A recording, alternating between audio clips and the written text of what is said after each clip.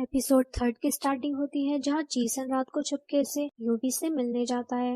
वो कहती है कि तुम्हें फिक्र करने की जरूरत नहीं है, जो पार्ट उसमें से डिलीट करना था मैंने वो कर दिया है। पर वो फिर भी उससे वो कार्ड ले लेता है। तो यूवी कहती है कि लगता है तुम्हें मुझ पर भरोसा नहीं है। तो जीसन कहता है कि अगर मैं तुम पे भरोसा नहीं करूंगा तो फिर किस पर करूंगा। तो उसी तरफ हम चीमू को देखते हैं जो कि अपने घर जाता है और वहां उसने अपने फ्रेंड को बांध कर रखा था। उसका दोस्त कहता है कि अगर तुम आज नहीं आते तो मैं तो मर ही जाता। तो चीमू कहता है कि अगर तुमने मुझे रोका नहीं होता तो मुझे ये हरकत करने की जरूरत ही नहीं पड़ती। उसका दोस्त कहता है कि मुझे पता है कि लिन फुफू तुम्हारी फैमिली का दुश्मन है और तुम उसकी बेटी के बॉडीगार्ड बनने गए थे, तो ये मेरे लिए जरूरी नहीं कि मैं तुम्हें रोकूं।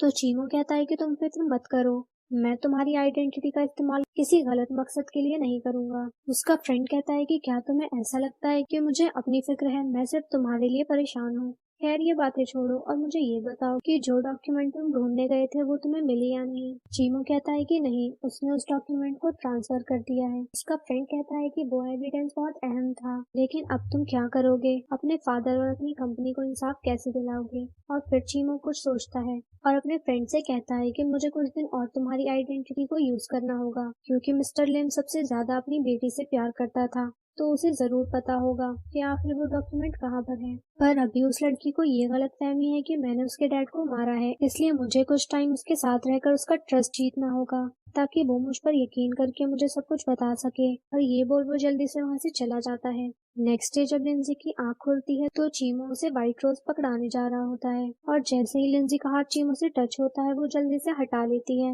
और फिर कहने लगती है कि आखिर तुम मेरे रूम में क्या कर रहे हो, अभी यहाँ से बाहर जाओ। चीमू कहता है कि मिस्टर चीसन ने मुझे यहाँ आपके बेड के पास फ्रेश व्हाइट रोज रखने के लिए कहा था और आपकी कॉफी भी तैयार है, मगर वो इनकार करते हुए वहाँ से जाने का कहती है। चीमू कहता है कि मैंने आपको आपके फादर की रिकॉर्डिंग भी सुनाई थी, आपके चहेते फियांसे ने भी ये क्लियर किया था कि उस कार्ड में मेरे खिलाफ कोई भी सबूत नहीं है। क्या आपको अब भी मुझ पर बिलीव नहीं। वो कहती है कि तुम मुझे धोखा देने की कोशिश मत करो, क्योंकि जो लोग देख नहीं सकते वो चीजों को महसूस कर सकते हैं, और मेरा इंट्यूशन कभी गलत नहीं हो सकता। मुझे पूरा यकीन है कि तुमने ही मेरे डैड को मारा है। चीमू कहता है तुम वाकई जिद्दी हो, माना तुम देख नहीं सकती, लेकिन तुम्हें इंसान की परख आंखों से नहीं बल्कि दिल से करनी चाहिए। इसके बाद वो उसे उठाकर ले जाने लगता है। तो लिंजी कहती है तुम ये क्या कर रहे हो। वो कहता है मैं तुम्हें ब्रेकफास्ट के लिए लेकर जा रहा हूँ। लिंजी कहती है इसकी कोई जरूरत नहीं है, मैं खुद चली जाऊंगी। और फिर वो खुद ही उठकर जा रही होती है कि गिरने लगती है तो चीमू उसे संभाल लेता है। लिंजी ब्रेकफास्ट के लिए डाइनिंग हॉल में आती है। यूवी बताती है कि चीसन कंपनी गया है किसी जरूरी काम की वजह से, इसलिए मैं तुम्हारी केयर करने के लिए कुछ दिन यहीं रुकने वाली हूँ। लिंजी यूवी की बहुत शुक्रगुजार होती है, बगैर ये जाने कि यूवी उसकी कितनी बड़ी दुश्मन है और आगे जाके उसे कितना बड़ा नुकसान पहुंचाने वाली है। फिर यूवी उसे सूप सर्व करने लगती है और जानबूझकर उसका हाथ जलाने की कोशिश करती है, लेकिन तभी चीमू ये देखकर उसे ऐसा करने से रोक लेता है और यूवी की तरफ देखते हुए कहता है कि अभी ये गर्म है। वहीं यूवी को गुस्सा आ रहा होता है कि चीमू ने इसे बचा लिया।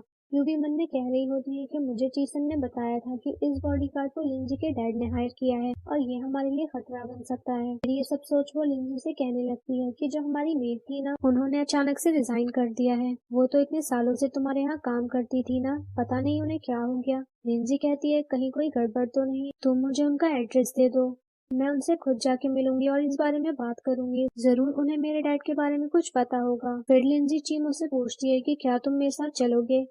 चीमू कहता है कि मैं तुम्हारा बॉडीगार्ड हूँ, तुम जहाँ जाओगी मैं भी तुम्हारे साथ जाऊंगा। और फिर इसी के साथ एपिसोड एंड हो जाता है।